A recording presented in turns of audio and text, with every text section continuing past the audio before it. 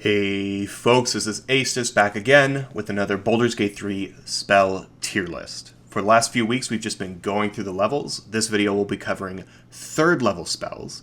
Before we dive in, I just want to give a quick reminder on what the tiers stand for in my videos. So for spells, S tier is the best tier, and it stands for a spell that is consistently amazing. And by amazing, I usually mean combat deciding.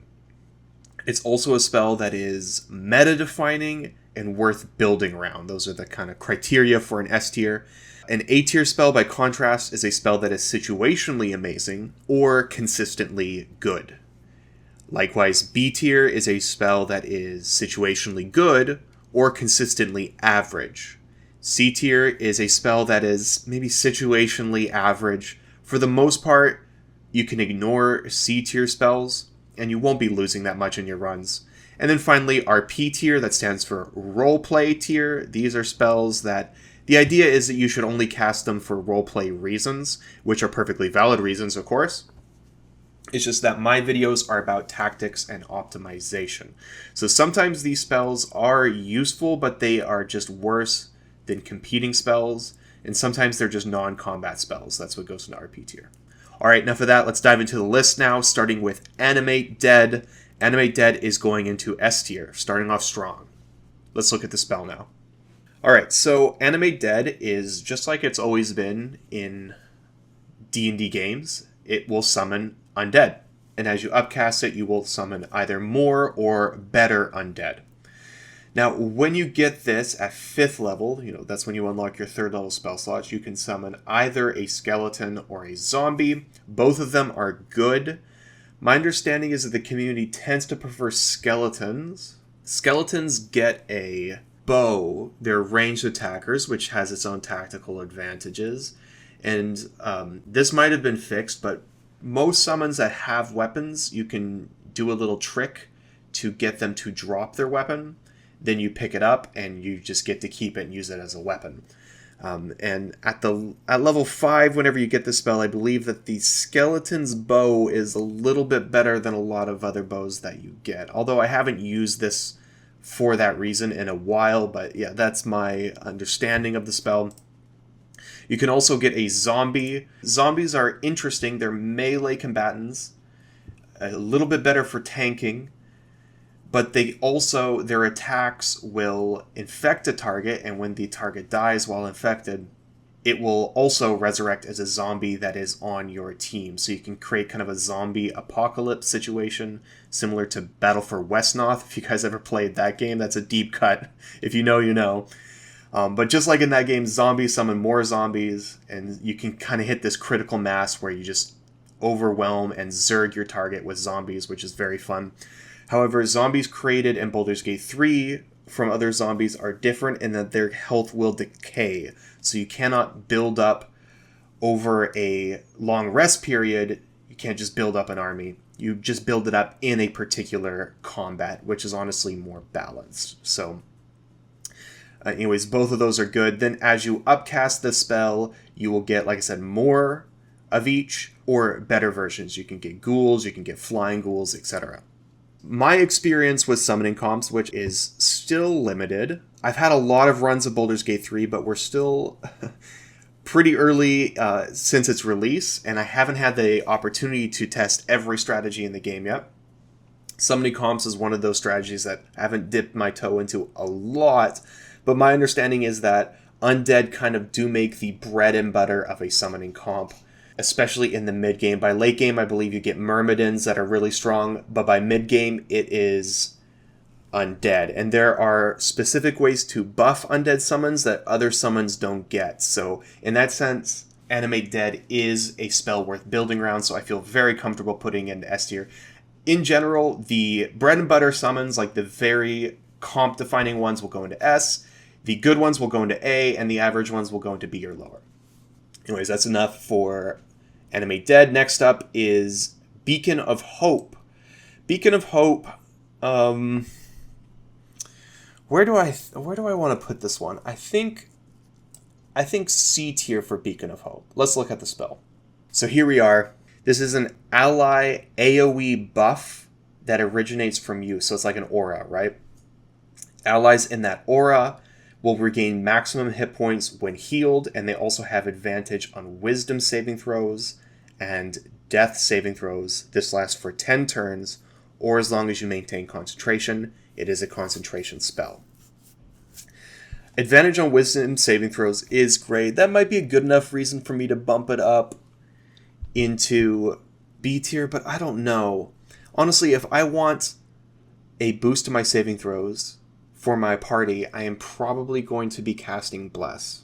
Using a 3rd level spell slot and your concentration slot on this just to get saving throws, it's probably not optimal to do that. You're better off just going for Bless. So if you cast a spell, this is my reasoning at least. If I'm wanting to cast a spell, it'll be for the healing effect, and I can build a kind of healing composition around this. It's an interesting idea. However, one of the best items in the game, the Periaptive Wound Closure, already gives you maximum hit points healed when healed. It just gives it on one of your units. But you can make a build around one unit that needs to heal. A frontline unit that takes a lot of damage. And when you already have that, do you need your entire team composition to be built around healing? It just really seems like a stretch for me. So if your plan is to exploit the healing aspect of this, you're probably just going to use Periaptive Wound Closure, so why cast Beacon of Hope? And if you want the saving throw advantage, you're probably going to cast Bless. You could layer this with Bless, I guess, if there's a fight with debilitating wisdom saving throws coming at you, but I just can't think off the top of my head where I really need that. So yeah, I'm kind of feeling C tier, but maybe B tier as well. We'll see. We'll see how this pans out. I might end up moving this up or down. Next up is Bestow Curse. Bestow Curse is going into A tier for sure. It's a very interesting spell. Let's take a look at it. Bestow Curse is one of these spells that is a lot of spells in one. However, all of them but one are bad. So it kind of ends up just being one spell anyways. I shouldn't say they're bad, but they're really not worth the 3rd level spell slot that you need to cast it. So here are all the variations of Bestow Curse. All of them are a single target debuff with a wisdom saving throw. So you're going to cast this on an enemy, it takes your concentration, they make a wisdom saving throw. If they fail for the next 10 turns, they're going to have some effect. The first effect is Dread. A target with Dread will re-roll at the beginning of each of its turns a wisdom saving throw, and if they fail the saving throw, their turn is done. It just ends, right? So it skips their turn. This is the version of Bestow Curse that I actually use, but let's look at the others just to be thorough. There's also Bestow Curse additional damage. This is kind of like a improved version of Hex. It's 1d8 instead of 1d6, which is not good. In the first place, targets are making a wisdom saving throw to resist this. Hex automatically procs. And the difference between 1d6 and 1d8 is an average of 1 additional damage on your attacks. It's not worth the 3rd level spell slot and the chance that they might resist it.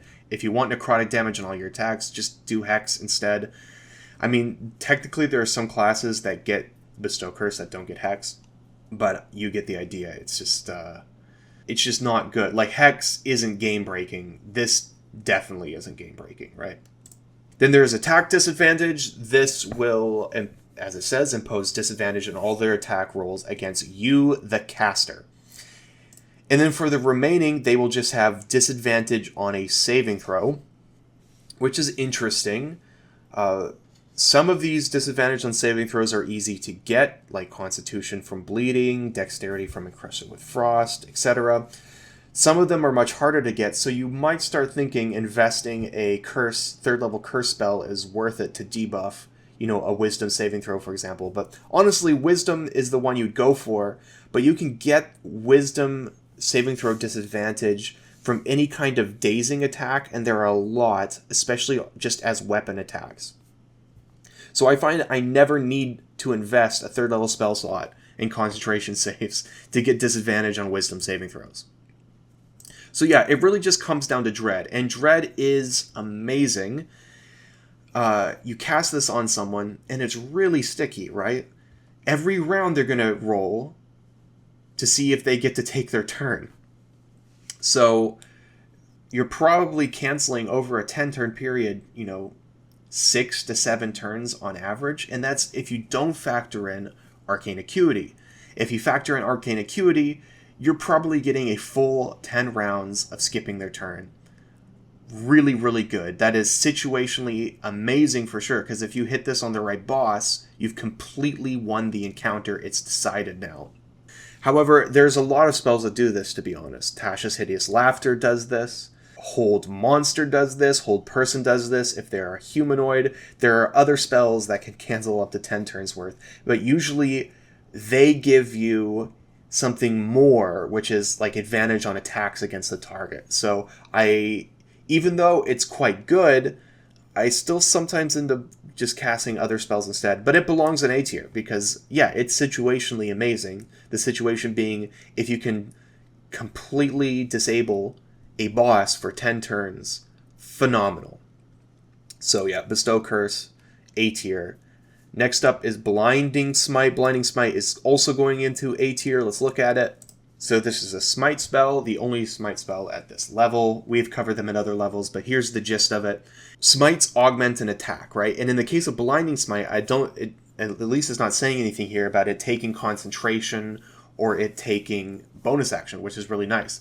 Basically, when you make this Blinding Smite, you're going to make an attack as normal, and it'll cost all of the same, action economy of making a single attack. That means if you have extra attack, you can do Blinding Smite and still attack again after. And it'll do the attack as normal, but if the attack hits, it will burn the spell slot and then deal 3-day radiant damage on top of that, and then that target will make a Constitution saving throw. If they fail that saving throw, they are blinded for 10 turns. My understanding is there isn't a reroll. This just hits and sticks for 10 turns, which is really good, just like the blindness spell that we covered last level, except there's no concentration on this spell.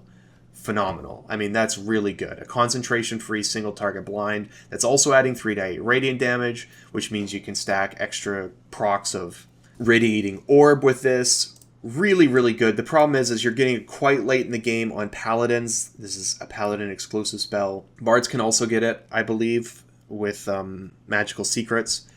But there's just, you're rarely using Magical Secrets on Blinding Smite. So yeah, you're getting this late in the game, and that is kind of a shame.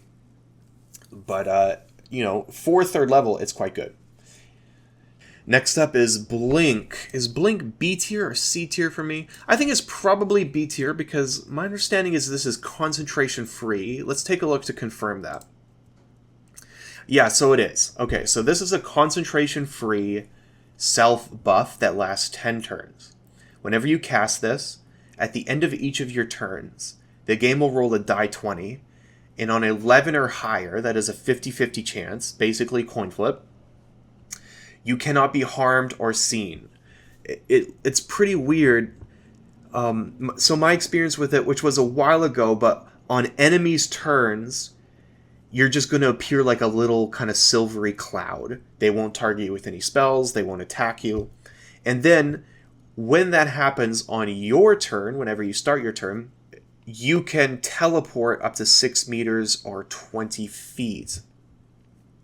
Now, my experience of this is that it was kind of buggy. It didn't show you the AoE. So you kind of had to, guess what is a good distance. But yeah, you get a teleport. So over 10 turns, 50-50 shot, you're going to get kind of like a Sanctuary effect, like with a little bit of a Misty Step effect to it. Those are both really good. Misty Step, incredible. Sanctuary, incredible. Problem is that it's just a coin flip. And those are effects, especially defensively, that you really kind of depend on in the moments where you need them, right? But the fact that it's concentration free, you can just layer this with a concentration spell, as it means, like Mirror Image, a defensive spell to protect your concentration slot. It is good for that. I mean, by the time we're getting to 3rd level spell slots, I am probably not using them. They're too valuable to use them on this. But yeah, I mean, I could see it being consistently average. Yeah. For the spell slot level you're spending it on, consistently average is fair, I think. Honestly, I rarely cast this. I usually do Mirror Image and Shield, and that's enough for me. But you can let me know your experience with it in the comments below. Next up, Call Lightning. I think Call Lightning deserves S tier. Every time I read over the spell, I think, yeah, this is an S tier spell for sure. But every time I cast it in combat, I just feel a little underwhelmed by it. Let's look at the spell. Call Lightning is a spell that Druids get, and also Storm Sorcerers and Tempest Domain Clerics. I loved Call Lightning in the original Baldur's Gate game, right? Like, playing, you know, the 5-disc Baldur's Gate set from 1999, when you were casting Call Lightning on a Druid, it was like, ooh, that was the most addictive thing ever. I love that. I still love it. Here's what it does in Baldur's Gate 3. So you're going to call down lightning, and it is going to affect everyone in a small area. Yeah, it's 2-meter area. So it's like 1.5 units of movement, which is pretty weird. But yeah, you can sometimes hit 2-ish. I think I might have hit 3 targets with this before. Everyone in that AoE is going to take 3d10 lightning damage, or half as much if they make a dexterity save. And then you are going to use your concentration for the next 10 turns to be able to reactivate this on an action. So you spend an action to reactivate it. Very similar to Moonbeam, which we talked about in the last video. You can reactivate this to just do the same effect over again. So over 10 turns, if you're using this every round, you're getting 30 die 10 lightning damage out of it. I mean, realistically, fights never go that long, but you get the idea. From an efficiency of a spell slot perspective, this is a lot of damage. And of course, it's lightning damage, so it is doubled against wet targets. Every level you upcast this, it's increasing it by 1 die 10 for every target hit. That's really, really good scaling. I mean, remember, this is a AoE spell, so that's potentially 2 die 10 for every upcast level you upcast it, if you're hitting 2 targets. And then if those targets are wet, that's 4 die 10 damage for every level you upcast that, and you're potentially getting it every round. Insane scaling on the upcast. This is like a bread and butter damage option on any wet blasting comp. And every time I look at this, I'm like, yeah, this is an S tier spell. It's like a spell worth building around. It's just like Eldritch Blast or Magic Missile or Scorching Ray. It's an actual damage strategy. But every time I've used it personally as a damage strategy, I just don't know why. I feel really underwhelmed by it. Part of it is that there are creatures in this game that whenever they succeed on a dexterity saving throw against a spell like Call Lightning, instead of taking half damage, they actually take no damage. So you can straight up miss those targets. Maybe that's why it feels underwhelming to me. I don't know. But I'm just going to, think it through with my head here and say this is an S tier damage strategy spell for sure. Let's leave it there and move on to Conjure Barrage, C tier. We'll look at it now. Okay, Conjure Barrage. Yeah, pretty underwhelming spell. This is a Ranger exclusive. Most Ranger exclusive spells end up being kind of underwhelming unless they are called Hunter's Mark, which, by the way, someone in the comments of my video, was it today or yesterday, said that Hunter's Mark actually stacks, so that if you have 2 of your units casting Hunter's Mark on the same target, both of them will proc theirs and the other person's Hunter's Mark. Now, I haven't tested it yet, someone just said that in the comments, but if that's true, wow. I mean, so anyways, I'm letting you guys know. I want to be the first to break the news on this one. Maybe it's a well-known thing, but I've never heard anyone say that until like yesterday. Very interesting. Anyways, we're not talking about that. We're talking about Conjure Barrage. So this is a kind of cone AoE spell that takes a full action. I just tested this like 30 minutes ago, and it took my full action to cast, not an attack, which is strange because my memory was that this took an attack, but I don't know, man. I can't figure out Ranger spells. Like, some of them take full actions, some of them take attacks. It's such a mess. So I just tested it. I am like 90% sure that this takes a full action. It's going to make a cone attack. Everyone in that area, well, you actually target a unit with this, and you're going to attack them as normal, and then everyone in the cone area also takes 2d8 physical damage. It's low damage. Yeah, dexterity save to half. It's low damage both for the spell level, and also when you factor in that this is on a ranger that is an extra attack class, you're better off just extra attacking every round. So yeah, I don't really see a world where Conjure Barrage is worth doing unless you're just wanting to kill a target and also get some AoE on other targets. I don't know, like maybe I could see this being RP tier, but part of me is still not convinced, even though I just tested it, that it is a full action. So I don't know. I'm just hedging my bets here. I'm putting it in C tier. Alright. Counterspell. This is a spell I'm very confident about. This one goes into S tier. It's one of the best spells in the game, in my opinion. Let's take a look. Counterspell. Okay, so this is a reaction to cast spell, the same as the spell Shield. What happens is, if an enemy in a range of 18 meters or 16 feet casts, you can use your reaction and a 3rd level spell slot to cancel the spell, make it so it doesn't cast. And what happens is, you must succeed a check to nullify it. How does the check work? I can't remember. Oh, here it is down here. It says down here. Counterspelling a spell of a higher spell slot level requires a counterspelling caster to make an ability check with so it's a DC of 10 plus the level of the spell to be countered. Ability check. It doesn't say what kind of ability it is. Oh, it is your spellcasting ability modifier is added to the roll. DC 10 plus the spell level to be countered. So it would be like a 14, something like that. Pretty consistent, but not a guarantee. And when you're casting this, you want it to be a guarantee. It does have a note that it's not certain. So I can just tell you what my experiences of using this spell extensively in the game. They're going to cast a spell. You're going to have an option to cast this either as a 3rd level spell slot or to upcast it. And it will 100% counter any spell that is of equal level or lower than the spell slot that you cast this with. So if you cast this as a 6th level spell slot, it will 100% counter any spell cast in the game. Make sense? However, if you do as a 3rd level spell slot, you're going to make some kind of randomized roll to see if you dispel it for any spell level cast at 4th, 5th, or 6th. You get the idea. But what makes the spell so good is just the action economy of it. Because an enemy is using their action to cast a spell, and it's probably a devastating spell, like Hold Person. You are going to use your reaction to cancel their action, which is an unbelievable trade. And also, just 100% protect yourself from the Hold Person that has a chance to just wreck your entire team. So yeah, just an amazing defensive spell. From an action economy perspective, you should cast this every time you have an opportunity to cast it. The only reason not to is just from a spell slot perspective. You should take this on every character that can take it. It's that good. Next up is Crusader's Mantle. Crusader's Mantle is probably B tier.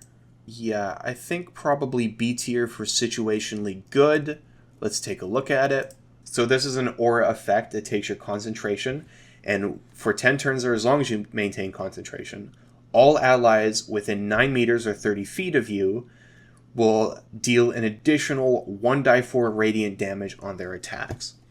Now, if you build a good team comp around this where you're making a lot of attacks, maybe you have like a lot of fighters or a lot of monks or something like that, it's actually quite a bit of damage and can definitely be worth the concentration slot you're spending on it. Also, if you have any kind of summon comp, for example with Animate Dead, it works really well with that, adding damage to all of your summons. But you get the idea. It's just if you make a lot of attacks, then yeah, this is going to add up. And that's a situation where I'd say it is good, but for this spell level, we really want more than just 1d4 damage on our attacks, right? So I end up not casting this very much, but there's definitely some compositions where I'd say it's, you know, in the good area. Yeah, where you definitely cast this in most fights. So it's like kind of it's situationally good, but the situation is, do you have the composition for it? yeah, I think that's how I feel about Crusader's Mantle. Next up is Daylight. Daylight. It could go into RP tier, but probably C tier just because of Act 2. Let's take a look at the spell. So Daylight, you can summon... It's like the spell Light. Yeah, basically it's like an improved version of the spell Light, where you have a longer light radius. And then you could also cast this as a sphere, so it's lighting up a stationary area around you, not like you take it with you because you've cast it on, your sword or something like that. So why would you want to illuminate an area? One is to defeat the disadvantage of attacking when you don't have dark vision. But if you want that, there's the cantrip Light, basically. So then the other reason is there are certain enemies in this game which have, I believe, disadvantage when they're illuminated. Yeah, that have disadvantage on their attacks when they're illuminated, or also you can see them when they're illuminated, right? So like the shadows, if they go into any obscured area, they become invisible and you can't target them. So you can use Daylight basically to combat those specific encounters, but they aren't difficult encounters to do. You don't really need Daylight for them. There's also the Callous Glow Ring, which gives you some pretty good bonuses if you are illuminated, but again, the cantrip Light can handle that. You don't really need Daylight, and that's why I'm feeling like it could go into RP tier. I just haven't tested enough to know for sure that it's useless. I have a pretty good feeling that it's useless, but the wider radius is enough for me to hedge my bet and put it in the C tier. Let me know your opinion, guys. Does it belong in RP tier? Or is it even better than I'm saying? Like, just let me know in the comments. Next up is Elemental Weapon. Elemental Weapon's also going into C tier. I don't know, like probably around here. Let's look at it. So, Elemental Weapon is a Paladin exclusive spell that takes your concentration. You cast this on a weapon of either yours or an ally's, and that weapon will get a +1 bonus to its attack rolls and damage, and it will also deal an additional 1d4 damage of your choice. This will last until your next long rest, or for as long as you maintain concentration, so you can absolutely camp cast this. Like I said, I don't really consider camp casting in my videos. I discussed that in the second level spell tier list video, if you want to hear my reasons for that. But yeah, if you camp cast this, it's probably good. For me, though, it's not giving you enough for the spell level, right? It's just super low for the spell level. And then there's the fact that it does not stack with Draconic Elemental Weapon, which you get from the Drakethroat Glaive, and that is concentration free. So if I really want an Elemental Weapon effect, I'm just using Draconic Elemental Weapon. I'm never casting this. It's kind of like Daylight, where there's a world where this goes in the RP tier because it's completely muscled out by the Drakethroat Glaive, but I'm willing to put it in the C tier because Drakethroat Glaive is just one single cast per long rest, and maybe you want this on more than one unit. Because technically the elemental damage on your weapons, you can build around that to proc certain items in the game. So yeah, maybe for that, but yeah, most of the time you can ignore this and you're not losing much. Next up is Fear. Fear is one of my favorite spells in the game, one of the best control spells in the game. Amazing. It belongs in the top end of A tier, I expect, is where it will end up. Let's take a look at it. So Fear, like I said, it's a control spell, and it actually casts out in a cone from you. All enemies in that area will make a Wisdom saving throw. If they fail that saving throw, they will drop their weapons, so you've AoE disarmed them. And then they're going to spend their next turn running away from the source of their fear, and this will absolutely proc attacks of opportunity, and that's all they're going to spend their turn on, so you also end up canceling their turn. So you're getting a turn cancel, you're getting an attack of opportunity, and you're getting a disarm. All of that you are getting in an AoE. So this is very easily a situationally amazing spell, and the situation is when you have multiple targets that can be disarmed, which is actually a pretty common situation, right? Anytime you're in that place, like for example the Moonrise Tower combat, When you assault the Moonrise Tower, if you can hit a good fear in that fight, you've won the fight. You've completely won the fight. Because just what it does 3 amazing things, right? Like the attacks of opportunity, incredible. The cancel turns, incredible. The disarm, incredible. Yeah, I mean, this spell is so cool. Yeah, it's really powerful. It just feels really cool to cast it. I love it. And I believe yes, it is an illusion spell. So once you get the Band of the Mystic Scoundrel, you can absolutely cast this as a bonus action, which means you can spend your action to stack up Arcane Acuity and hit this in an AoE. Guaranteed, extremely good. I almost wish I could put this in the S tier, but it is situational, right? Next up is Feign Death. Feign Death, I think, belongs in RP tier. Yeah, I think it belongs in RP tier because at the same level you get Gaseous Form. Yeah, I think I'm good with putting him in RP tier. Let's look at it.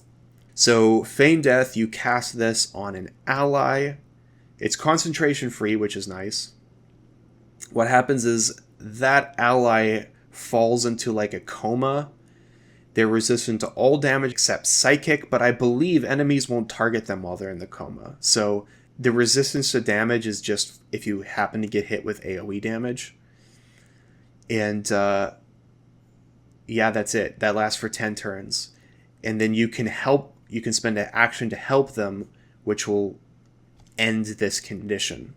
The idea is that you'll use this if a character is overextended and likely to die. This will drop aggro on the target, and then later you can end the condition when you want them back in the fight. It's very similar to the Withdraw spell from the Pillars of Eternity game, which is actually a really, really good spell in Pillars of Eternity. In Baldur's Gate 3, I just don't really see this strategy ever being necessary. I don't know, I never feel like my characters are overextended, and if they are overextended, I'm just going to use Sanctuary, which is a bonus action in a first level spell slot. I'm never using Feign Death. So am I missing something, guys? I think this is RP tier. Let me know if I've missed something with this spell. Next up, Fireball. Fireball goes into B tier. High into B tier, low into A tier. It's how I feel about the spell. Back in early access, me putting Fireball in B tier was kind of like the Longstrider controversy just from like a year ago, but I stand by this opinion. Let's look at the spell. So Fireball is an AoE burst damage spell. You're going to cast this at a point within 18 meters or 60 feet, and then it's going to do a burst of damage within 4 meters or 13 feet. Everyone in that radius must make a dexterity saving throw, and if they fail, they take 8d6 fire damage. Of course, if they succeed, they will take half as much fire damage. For every spell slot that you upcast this, it gains 1d8 fire damage. That's pretty bad scaling, to be honest. But 8d6 fire damage is really good damage on average for this spell level. So it is a very reliable AoE damaging spell. Reliable AoE damaging spell sits pretty solidly in B tier for me for being consistently average. I've said this before in some of the other videos, but if this is the first spell tier list video you're watching, I don't consider AoE damage to be that good. Even though it does a lot of damage numerically, the value of damage is in killing targets and canceling their turns, which usually means you want to burst down one target at a time to efficiently cancel turns. AoE damage spreads that damage out really thin, so even though the amount of damage you're doing is quite high, it doesn't actually translate to canceled turns.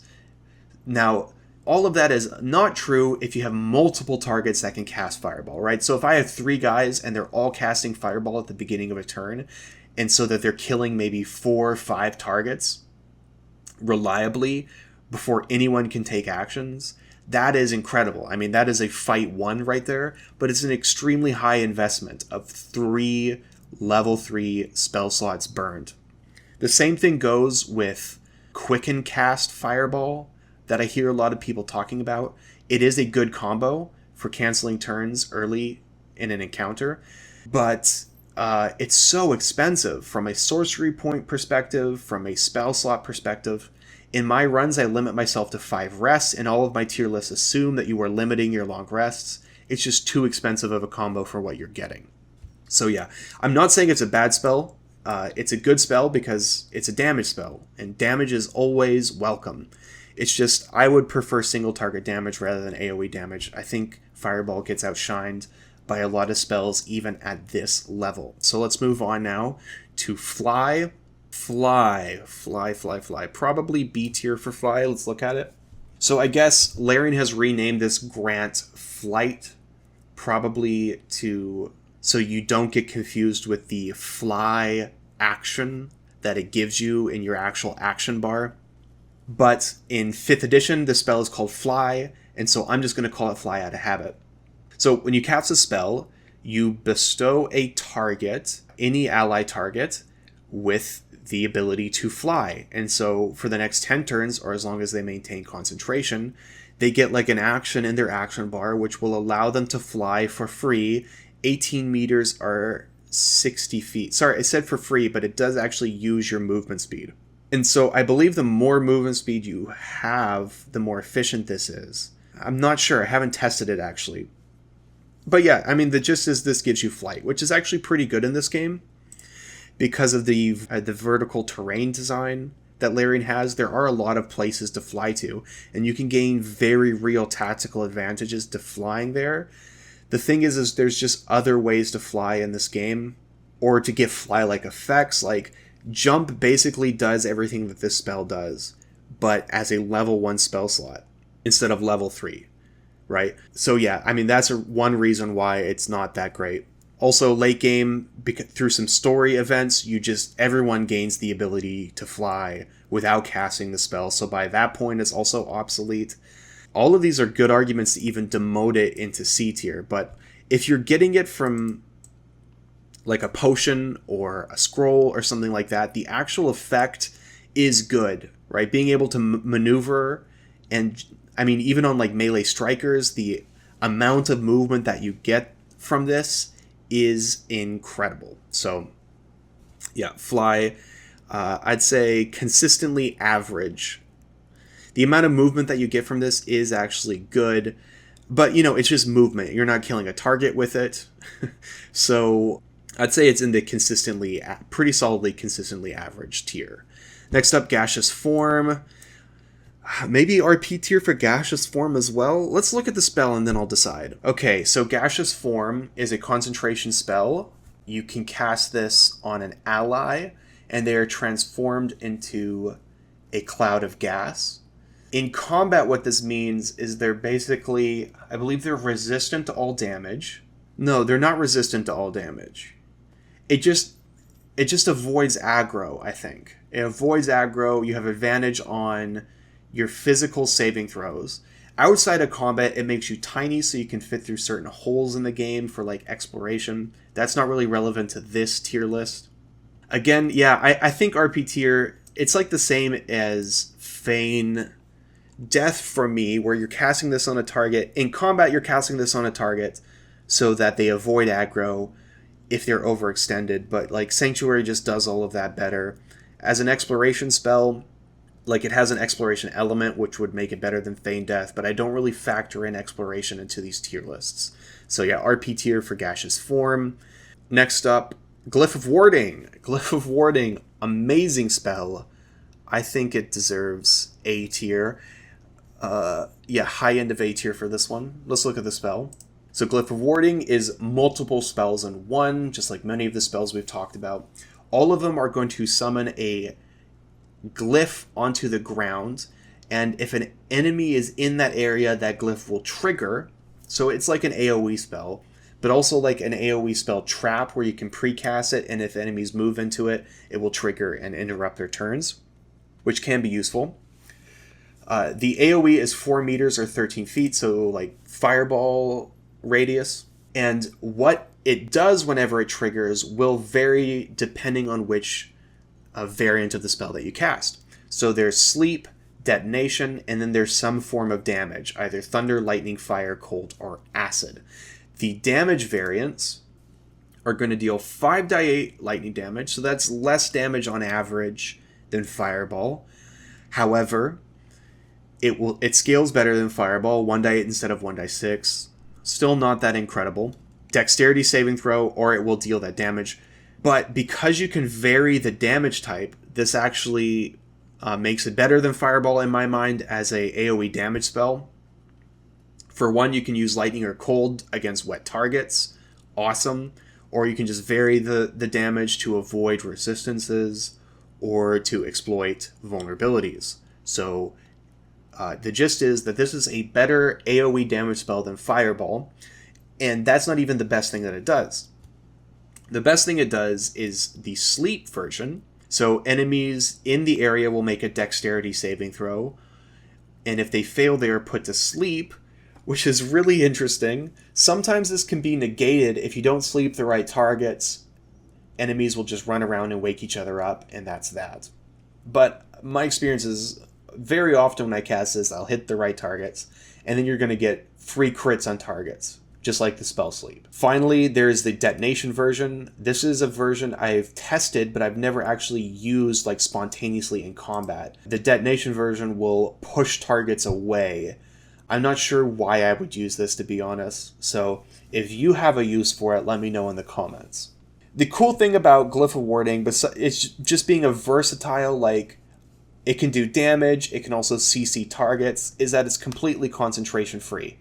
It's an AoE CC spell that does Sleep, a very good crowd control effect, completely concentration free. So in that sense, it's a lot like the spell Command, where usually crowd control spells which cancel turns take your concentration, and so the ones that don't are automatically just really good, right? And Glyph of Warding is up there. It's also an abjuration spell, so if you're the abjuration wizard, you can get stacks of arcane ward with this, which I love. So yeah, awesome spell for sure. I might put it lower than Fear. I don't know. I would say this is like situationally good. I mean, this is consistently good, and Fear is situationally amazing. I don't know. They're pretty much in the same level. And that brings us to our next spell, Haste. Haste is going into S tier. I think Haste is a contender for the best spell in the game. Let's look at it. So here we are, Haste. When you cast this, you can cast it on yourself or an ally. They become hastened. And they are hastened for 10 turns or as long as you maintain concentration. A hastened target has their movement speed doubled, which I find mostly takes care of any of the movement speed needs on my melee strikers. This is one reason I still feel very justified about my Longstrider take, is in a game where haste is so prevalent, you don't need Longstrider to get to your targets. Although it's free, so I just end up casting it anyways. Yeah, so it doubles your movement. It's also going to give you +2 to your armor class, which, okay, nice. I mean, that's great. Advantage on your dexterity saving throws. Okay, that's also pretty good. Dexterity saving throws are fairly common. And then here's the big thing. You get to take an additional action per turn. Now on tabletop, this is an additional attack per turn, which is already good, but not game-breaking. But haste is a straight-up additional action. That means if you are a class that gets extra attack, you can make 2 attacks, an extra 2 attacks per turn while hasted. Of course, if you're a fighter who gets double extra attack, you can make an extra 3 attacks per turn with haste. And this is one of the reasons why I rank fighters as an S tier class. The existence of haste and the elixir of bloodlust make your action slot so good. The more you can do with your action, you can just multiply your actions, right? And so fighters, they get haste, they get action surge, they get elixir of bloodlust, they're getting triple attacks on their actions late game, and to me that is better than monks, who also have very high damage but get a lot of their damage spread out onto their bonus action, which isn't really affected by haste. I don't know. Bonus actions can also get, thief, fast hands, if you like multiclassing, stuff like that, which personally I don't like multiclassing, but anyways, both of them, they're both really, really good, but a lot of people feel like I was unfair to Monk by putting fighter above it, but I do not feel that way. That said, I understand that opinion monks are extremely good. Anyways, yeah, Haste, wow. Great defensive spell, great movement spell. It's giving you an action every round. This is so good. So good. Completely meta-defining. I don't know what else to say about it. If you guys don't know how good Haste is, just go into the game and cast it and just enjoy. It's so fun. Let's move on now to Hunger of Hadar. Hunger of Hadar is going into A tier for sure. Probably around here. So here we are. Hunger of Hadar is a Warlock exclusive spell. But of course, bards can get it with magical secrets. This is an AoE kind of cloud effect. Whenever you cast it, it does a lot. First off, it blinds targets in the area, and there is no saving throw to resist. That is my understanding on the blind effect. So this is similar to Fog Cloud, but it's Fog Cloud in a much wider radius. On top of all of that, unlike Fog Cloud, it actually counts as difficult terrain. So enemies can't just run out of it very easily, you're halving their movement. And then on top of all of that, enemies who start their turn in the area take 2d6 cold damage. Yes, that absolutely gets doubled against wet targets. And then if they end their turn in the area, like they're unable to run out because it's difficult terrain, they're going to take another proc of 2d6 acid damage. Sadly, upcasting the spell grants no additional benefits, which sucks. I wish it would just add damage or something. But it's doing a lot. Hunger of Hadar is doing a lot. Not that big of a drawback, the upcasting problem. I mean, yeah, damage, blindness, difficult terrain, all of those things add up. None of them are really fight deciding in themselves, but this is one of the better cloud control area spells in the game. So, yeah. Now, some people are going to say it's unfair that I have it in A tier when I put Fog Cloud into S tier. And to you, I will say that Fog Cloud is a level 1 spell. Darkness is a level 1 spell. Hunger of Hadar is a 3rd level spell. And the jump in value between 1st and 2nd level spells to 3rd level spells is immense. I mean, instead of casting Hunger of Hadar, you could be casting Haste or Counterspell. You get the idea. So I do feel like it kind of drops down to A tier. But I mean, it is objectively better than Darkness and Fog Cloud, right? Because it's doing everything they're doing, but also more stuff that's good. So phenomenal spell. Hypnotic Pattern is going into A tier as well, even though I think Hypnotic Pattern is very overrated in the community. Hypnotic Pattern and Fireball are the spells that I see overrated the most. But yeah, it belongs in A tier. I can't say it's a B tier spell. Let's look at it. So, Hypnotic Pattern, you cast this and in an area of 9 meters or 30 feet, which is a very, very generous radius. Enemies become hypnotized. Hypnotized targets can't move or take actions, bonus actions, or reactions. This is removed if they take damage, are shoved, or are helped. So it's a lot like Sleep, right? It doesn't have the offensive element of Sleep. You're not guaranteeing a crit when you attack the target. But in every other respect, it's like Sleep. By the way, guys, it is a Wisdom saving throw, and they are hypnotized for 2 turns. What makes this spell good, what gives it its niche, is that very generous radius, right? Like, if it had Fireball radius, then you would never cast this. You would cast Glyph of Warding every time, because it's giving you the same thing, except Sleep is technically a better condition than Hypnotize.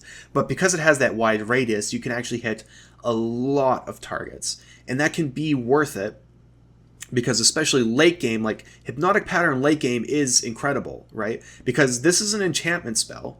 That means you can cast it on a bonus action, which means on the first turn of combat, you can stack up your Arcane Acuity with your action, bonus action the spell, and then everyone in that in crazy high radius, right? Like basically a standard movement radius, get hypnotized. That wins a fight right there. Like that's really, really good.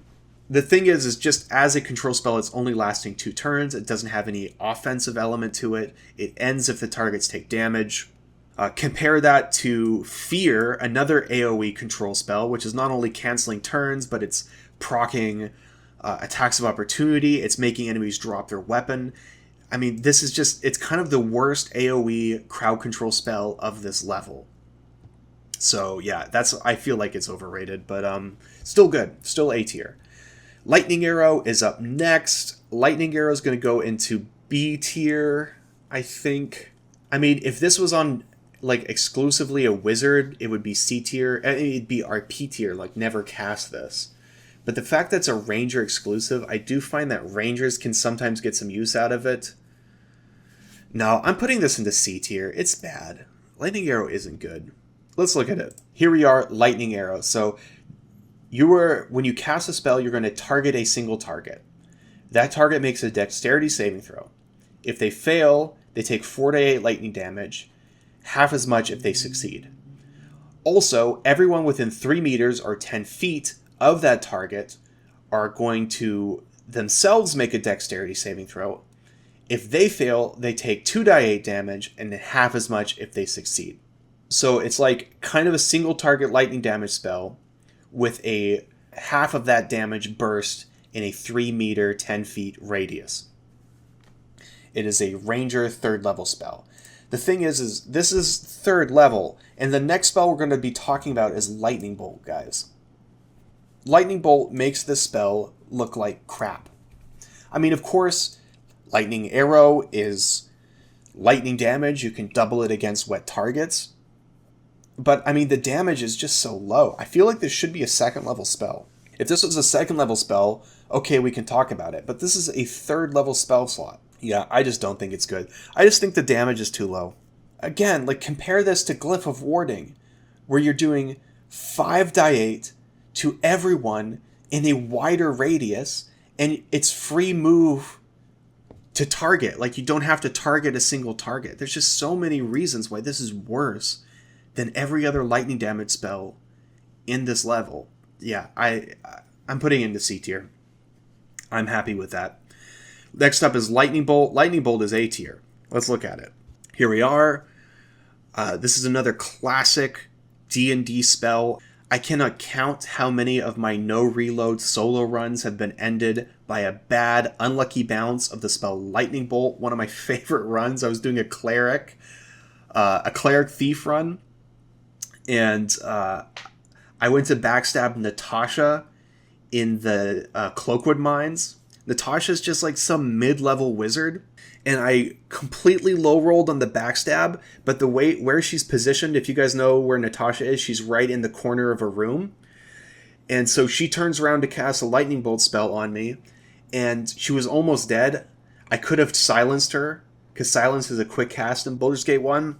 But I just thought, oh, she'll probably die in one more hit anyways. So I just rolled that attack. And I rolled a 1 on the attack. Critical missed. So she got off the lightning bolt spell. So now I'm thinking, okay, whatever. I'm going to take some damage, but no big deal. Except the lightning bolt, like, did that bounce around in the corner thing and end up, I don't know, I can't remember how many times it hit me. But it was probably at least 2, probably 3 or 4 times. And just one-shot me. And that was the end of the run. I was so pissed. Anyways, this spell's different now. Lightning Bolt in Baldur's Gate 3 no longer bounces, so your no reload runs are safe. What it does is, in a kind of laser attack, like it does a line, it's 100 feet or 30 meters, and the width is like, I would say it's like 2 meter width, if I had to guess. In that line, it's going to shoot out lightning. Everyone in that area, allies, enemies, doesn't matter. They must make a dexterity saving throw. If they fail, they take 8d6 lightning damage. So that's fireball damage, but now it's lightning. Of course, if they succeed on their saving throw, it does half as much. Upcasting it adds 1d6. So this is like a lined version of fireball, which would make it worse. Obviously, you would prefer the radius over the line. But you greatly prefer the lightning damage over the fire, right? And that's enough to move it up a tier for me. If you want AoE damage, you're going to be doing Glyph of Warding, you're going to be doing Lightning Bolt, because these are spells that get doubled against wet targets. Yeah, so it's good for that. Healing Word is up next. Healing Word is a B tier spell, in my opinion. B tier for being situationally good. Yeah, I'd say situationally good. I could see a world where it's in A tier for being situationally amazing, but it's very reactive, and I kind of end up downgrading reactive spells a little bit. because I just think it's a bad philosophy to play around them. Let's look at the spell. So as the name suggests, this is the mass version of the spell Healing Word. It's exactly like the spell Healing Word. It's going to take a bonus action, and you're going to heal targets in an area. But this spell, unlike Healing Word, is not single target. It's actually an AoE burst from you. So all allies within 18 meters or 60 feet, which is crazy, are going to be healed 1d4 plus your spellcasting modifier. For every level that you upcast this over a third, you're going to add an extra 1d4 hit points to the heal. Now, the healing on this is very low. It is up to a maximum of 6 creatures. So it's not everyone in the AoE. It is a limited, it's not an unlimited heal, it's a limited heal. But 6 creatures is still a lot. The situation where this is good is where you have multiple targets who have been downed. You're going to cast Mass Healing Word to raise them. However, if you are in a situation where you have multiple targets, multiple allies that have been downed, and you're needing Mass Healing Word, you've probably already screwed up. Yeah, things have already gone wrong, and it's snowballing out of control. I mean, it's a good cast in that situation, but you really should be avoiding that situation, which is why I don't want it up into A tier. Of course, you can also build around the spell. There's a lot of items which augment healing, and Mass Healing Word is the best way to spread the on-heal effects that you can get from those items. I mean, it's the best way that you can get from a spell slot. There's tons of class abilities that are way better at spreading it than Mass Healing Word. Like, for example, the Channel Divinity from Life Clerics, the Channel Divinity from Oath of the Ancients. Those are actually the builds where I use the on-heal augment items. I don't like using them with Mass Healing Word. A lot of people talk about that. I don't think it's a bad build, but I don't think it's a good build either. This is a 3rd level spell. You could be casting Haste, right? You could be casting Counterspell. Even with all those items, it's not really worth a 3rd level spell slot to me. I'm not saying it's a bad strategy. What I'm trying to say is it's a decent strategy, and that's why I'm putting it in the high end of B tier.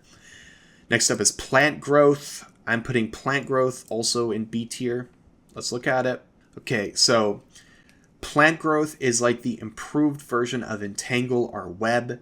It's going to create a ground effect that reduces enemy movement, except instead of having enemy movement, it actually quarters their movement. And the radius on it is much better now. It's 6 meters or 20 feet radius. It lasts for 10 turns, and it doesn't require concentration. And and apparently it doesn't require concentration, which is cool. For some reason I had in my mind that it did, and maybe that bumps it up for me. I'll have to think about that. There's no saving throw to resist this. It just happens. That's awesome. Quartering enemy movement is actually quite good. Yeah, I'm talking myself into this.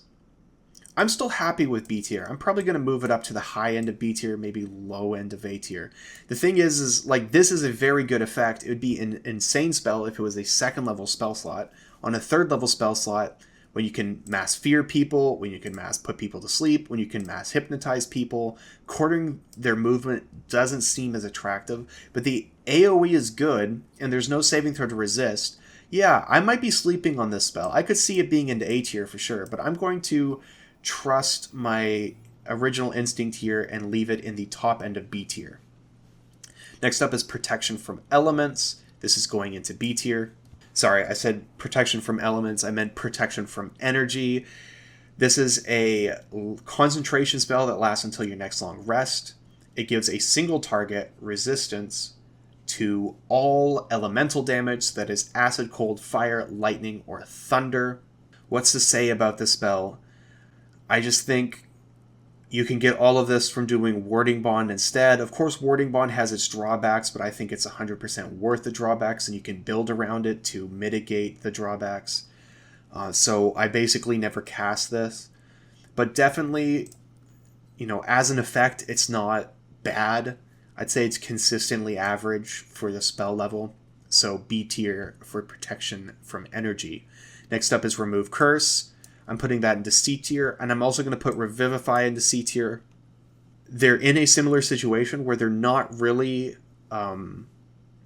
combat spells, they are recovery spells. They help you recover in between combats, if you know what I mean. So let's look at them. Here's Remove Curse. It's an action. You cast this on a target and it will remove a curse from them. So this might be the spell Bestow Curse, but there's a ton of other curses in the game. I actually cast this, on a typical run, I might cast this 2 to 3 times. So it's definitely it's not really in that you can ignore this and it's not a big deal. You shouldn't ignore it. You should cast this to remove curses if you ever pick one up. But it's not a combat spell, right? So it's just a recovery spell. And I'm putting them here just to express that they're not really combat spells, but they're also not useless. So yeah, that's the idea. Here is Revivify. This revives a companion who is dead. Technically, this does have a combat use, where if a companion has died, they failed all of their saving throws, their death saving throws, then you can revive them. But I never do that in combat, because I'm spending an action to revive a companion that's probably just going to die immediately because they have 1 hit point. So yeah, you're always going to heal them with Healing Word before they fail all their death saving throws. That's the idea. Just as a combat spell, it's so reactive that I would never do it in combat. But yeah, in between combat, if you do have a target die, it's really great for reviving them. I mean, honestly, you probably have enough scrolls of Revivify that you never end up casting the spell anyways. But yeah, I think low end of C tier, these are special case spells. So yeah, I've said enough about that. I don't need to repeat myself. Let's move on to Sleet Storm. Wow, Sleet Storm. I was majorly sleeping on this one. Oh man, where do I put this? Is it better than Glyph of Warding? I might move it down. I believe it's a concentration spell, so that probably moves it below Glyph of Warding for me, but I could understand you putting it higher. It's just a really good area control spell. Let's take a look. So yeah, I was right. It does require concentration. Honestly, I'm just learning about how good the spell is the last few days. Because I'm rethinking Grease now. If you watched my first level spell tier list, I'm starting to think I should have bumped Grease up higher, into A tier as well. For the same reason as Sleet Storm. So let's just say what this spell does. First off, when you cast this in an area, where's the area here? 9 meters, 30 feet, so massive radius. Every caster in that area has to make a concentration saving throw in order to maintain concentration. I think it's DC 10, but I haven't tested that yet. I just kind of assumed it was a DC 10 concentration. Anyways, there's a chance to disrupt their concentration. But then it's also going to create an ice surface. So enemies that move through the ice surface, not only is it difficult terrain, but they will also have to make a dexterity saving throw or fall prone. And I believe they have to make multiple of these. Every 1.5 meters of movement, I think they have to re-roll this. I, again, haven't tested this extensively. My eyes have just kind of opened up to this spell. If someone has, please let us know in the comments. I would like to know. Anyways, targets moving through are going to make a dexterity saving throw, and if they fail, they fall prone, and you think to yourself, oh, they're just going to stand up again, right? Except they don't in Baldur's Gate 3. When an enemy falls prone, it ends their turn, and I knew this, right? I mentioned this when I talked about shields, some of the good shields that you get in Act 2, which I covered in my best non-weapon items of Act 2. They get a reaction to knock somebody prone, and that will cancel the enemy's turn when you do that. So I knew about all this, I just didn't think about it with the spell. That means targets that have to move through the Sleet Storm to get to you are going to slip and fall, and you cancel their turn. Amazing. The AoE is so wide, you can potentially cancel multiple turns with this. And then think whenever you get to late game and you can stack up Arcane Acuity, the chances of them falling prone are basically 100%. I mean, this is a really, really good AoE control spell. In terms of control, yeah, honestly, I think I should bump it up above Glyph of Warding. I need to test it more to be sure about this, and maybe my opinion will evolve on that. But yeah, I'm hyped on Sleet Storm right now. Next up is Slow. Slow. I like Slow quite a bit. It's around Hunger of Hadar level, I'd say. Let's look at it. When you cast slow, you're going to select 6 enemies in a 18-meter range of you. Those enemies all make a wisdom saving throw. If they fail that saving throw, their movement speed is halved. Their armor class and dexterity saving throws are reduced by 2. They can only take an action or a bonus action, not both. They cannot take reactions. And they cannot take more than 1 attack per turn. So it's a lot of effects, and all of them are debilitating. When you're slowed in the game, like when enemies cast slow on you, it feels like your turn is useless. You basically go back to like pre-level 5. You can only make 1 attack per turn. You can't make bonus action attacks. It is so savage. It just feels so debilitating. And you can hit this on enemies and up to 6 enemies with a 3rd level spell slot cast. It's also making them easier to hit, -2 to their armor class, -2 to their dexterity saving throws. I mean, it is debilitating. It's not canceling turns the same way, and I think a lot of people overlook it for that reason. But what it debuffs is so good. It definitely belongs in A tier. I mean, I think it's way better than Hypnotic Pattern, and I hear people hyping Hypnotic Pattern all the time. I cast the spell a lot. It's one of my favorite spells. Next up, Spirit Guardians. S tier. Easiest S tier I've ever given. Let's look at the spell. Okay, when you cast Spirit Guardians, it's going to take an action and your concentration, and it's going to create an aura around you. It's a 3 meter, 10 feet radius aura around you. All enemies in that area are going to make wisdom saving throws. If they fail the saving throw, they take 3d8 damage, either necrotic or radiant. You choose when you cast the spell. Of course, if they succeed the saving throw, they take half. Oh, also, if they fail for the next turn, their movement speed is halved, so it's like difficult terrain. This lasts for 10 turns or as long as you maintain concentration. This spell is the best way to spread Radiating Orb. If you build up enough speed, you can run all over the map, proc this on everybody because it will proc on them whenever they enter the area and if they start their turn there, the same as like Moonbeam, the same as Cloud of Daggers. And honestly, that's what breaks the spell open, because yeah, this basically weaponizes your movement / your concentration. So you just go high movement on a cleric that casts this, they run around, they proc Radiating Orb on everybody, they proc tons of damage on everybody. So good. I mean, it's so good. And especially with the Radiating Orb. I don't even think the necrotic version of this spell is that good.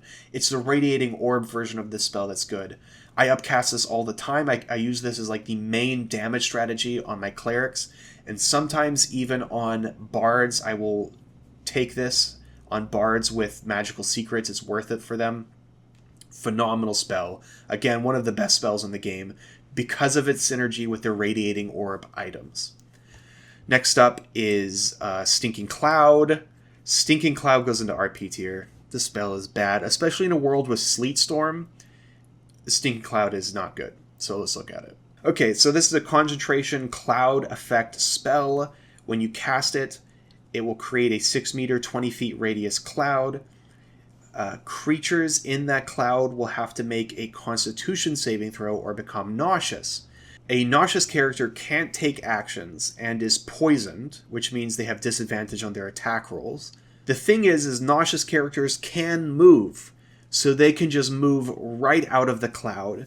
So at most you're getting like 1 turn of nauseous out of this. Yeah, at most you're getting like 1 turn of nauseous out of this, at least that's my understanding. Whereas like Sleet Storm, yeah, I mean, you guys get the idea. It's worse Sleet Storm. Also, I haven't tested this because I've just have not been inspired to test it that much. I cast it like 1 time in early access. But I have a feeling that a lot of undead are probably resistant to this. Also constructs, because it feels like they should be. You guys can let me know if you have tested it more. But even if that is not true, it is still RP tier because it exists at the same level as Sleet Storm. You should just cast Sleet Storm instead. Next up is Vampiric Touch. it's also going into RP tier. Vampiric Touch feels like it should be an attack strategy the same as like Call Lightning. What happens is when you cast a spell, you target on a single target, and you will make an attack roll on them. If you hit, they will take 3d6 necrotic damage. And then for the next 10 turns, or as long as you maintain concentration, you can recast this as an action doing the same thing. So you kind of create a 10-turn concentration-dependent cantrip, which does 3d6 necrotic damage, and it will heal you for half of the damage that you deal. As you upcast this, it adds 1d6 necrotic damage to this. The problem is that the damage on the spell is just too low. It's so low. And even the fact that it's a necromancy spell, so that by late game you can upcast it with Staff of Cherished Necromancy, you should just be using Inflict Wounds instead. It's just, the damage is too low for a 3rd level spell slot. I don't know what else to say about that. The healing isn't even that good because it depends on your damage, how much damage you deal, so you're not getting like Periaptive Wound Closure boosts from it, right? Because Periaptive Wound Closure doesn't make you deal max damage, and it's always half the damage that you deal. So like lifesteal tanking with the spell just doesn't work, not in my tests at least. So yeah, I love the spell because I love lifesteal effects. I'm just a sucker for lifesteal effects. So I'd want it to work, but it needs more damage. I don't know what else to say about it. And that brings us to the last spell of the game, which is Warden of Vitality. Warden of Vitality is going into B tier, probably around here, I would say. Let's look at the spell. So whenever you cast a spell for 10 turns or as long as you maintain concentration, you get the ability to, on a bonus action, heal an ally or yourself for 2d6 hit points worth of damage. If you add this up over 10 turns, it's a lot of healing. So it actually does work as like a between fight recovery spell if you want to do that with it. But I usually don't want to be spending 3rd level spell slots on this. But yeah, like it's giving a lot of passive healing, and that can be good. It's always at least average, right? That's what I would say about it. It's always at least average. You can also kind of build around it. If you have someone with the Periaptive Wound Closure, that 2d6 is a guaranteed 12 hit points every round at the cost of your bonus action. That's a fairly efficient use of a bonus action by the time you get this spell. But by late game, because you can't get anything else from this when you upcast it, it's probably not worth the use of your concentration slot for it. I mean, but it's never bad, right? It's average. So yeah, B tier for Warden of Vitality, and that is all of our 3rd level spells, guys. I like this. It's got a pretty good bell curve, maybe a bit top heavy, but you know, games with top heavy tier lists for spells are good because it means you have a lot of good spells to choose from. 3rd level spells are insane because you're getting Haste, Counterspell, and Spirit Guardians, all of them insane meta defining spells for in this game. And then you're getting all of these insane control spells like Fear, Sleet Storm, Glyph of Warding, Hunger of Hadar, Slow, and to a lesser extent, Hypnotic Pattern. Just a crazy jump in quality compared to what we were covering in 2nd level spells. Anyways, that's it for this video, guys. I will catch you next time.